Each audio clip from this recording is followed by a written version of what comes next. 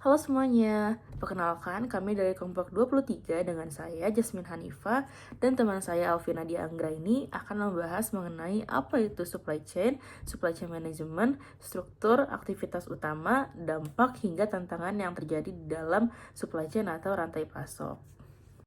Nah, pertama kita akan membahas dulu nih mengenai pengertian supply chain atau rantai pasok. Supply chain adalah jaringan organisasi, aktivitas, sumber daya, dan teknologi yang terlibat dalam proses mengubah bahan baku menjadi produk jadi, sehingga sampai kepada konsumen akhir. Menurut Waters, supply chain mencakup seluruh aliran material mulai dari pemasok awal hingga pelanggan akhir.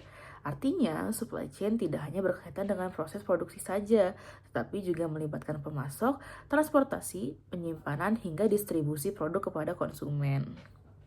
Karena tadi sudah dijelaskan mengenai pengertian supply chain itu sendiri, selanjutnya saya akan menjelaskan apa itu supply chain management atau SCM.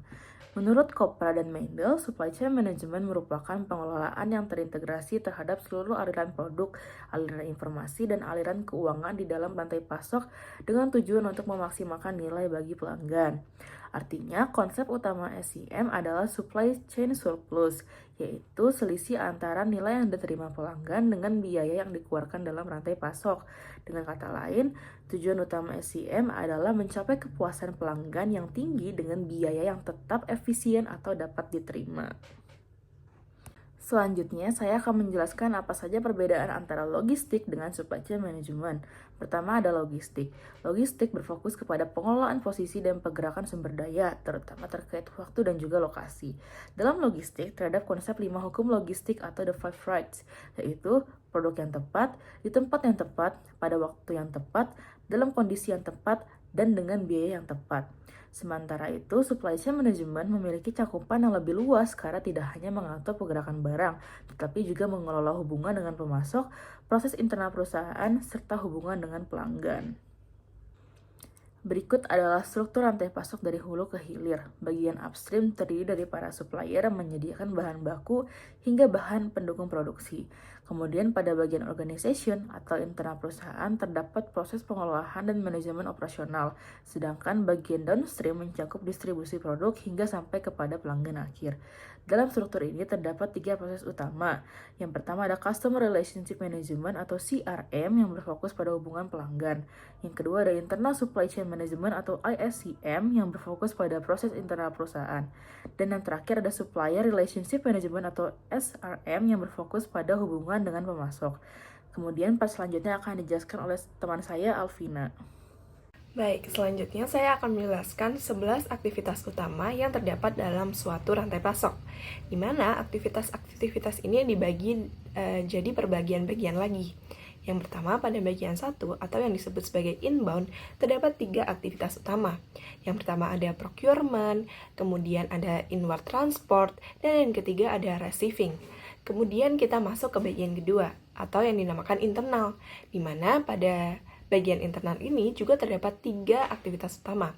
Yang pertama ada warehousing, kemudian ada stock control, dan yang ketiga ada materials handling. Kemudian kita lanjut ke bagian ketiga, yaitu outbound. Dalam outbound terdapat 3 aktivitas utama juga loh. Yang pertama ada order picking, kemudian ada outward transport, dan yang kesembilan ada manajemen distribusi fisik. Nah, kemudian yang keempat ada yang dinamakan look back, di mana pada look back ini terdapat aktivitas recycling dan reverse logistik. Nah, 10 aktivitas yang sudah saya sebutkan tadi didukung oleh satu aktivitas utama juga loh. Apa itu? Yaitu komunikasi. Kemudian kita bahas dari sisi dampak ke finansial dan bisnisnya nih. Yang pertama, ada dampak pada current asetnya. Jika supply chain lancar, maka itu akan menurunkan level stok dan membebaskan uang tunai yang akan mengurangi beban bunga pinjaman modal. Kemudian yang kedua ada dampak pada fixed asetnya nih.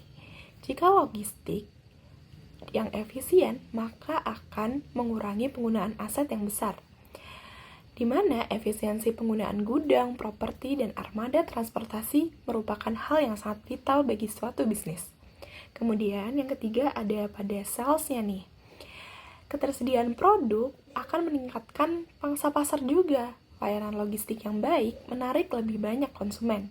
Kemudian yang keempat, ada pada profit marginnya, di mana logistik yang lebih efisien akan menghasilkan biaya operasional yang lebih rendah. Dan dari ini, pada gilirannya akan menghasilkan margin keuntungan yang lebih tinggi. Kemudian bisa dilihat perbandingan karakteristik antara rantai pasok industri umum dengan karakteristik rantai pasok industri pangan. Bisa dilihat pada kedua gambar di slide bahwa keduanya sudah sangat berbeda ya. Jadi, apakah perbedaan karakteristik produk mempengaruhi rantai pasok? Jawabannya tentu iya. Dalam suatu rantai pasok pangan, terdapat 3 tantangan unik yang akan dihadapi, yang berhubungan dengan 1. Karakteristik produksi, kemudian yang kedua ada karakteristik produk dan distribusi, dan yang ketiga ada preferensi konsumen. Sehingga kesimpulan dan takeaways yang dapat diambil adalah supply chain management bukan aktivitas terpisah, melainkan integrasi dari hulu ke hilir untuk memuaskan pelanggan. Kemudian, industri hayati menghadapi tantangan unik yang harus dimitigasi dan direncanakan secara matang. Dan kemudian yang ketiga, tujuan akhir adalah menyeimbangkan kepuasan pelanggan setinggi mungkin dengan biaya operasional yang efisien. Kemudian, logistik yang baik secara langsung meningkatkan kesehatan finansial perusahaan. Sekian pemaparan dari kami, kurang lebihnya mohon maaf. Thank you for your attention. Wassalamualaikum warahmatullahi wabarakatuh.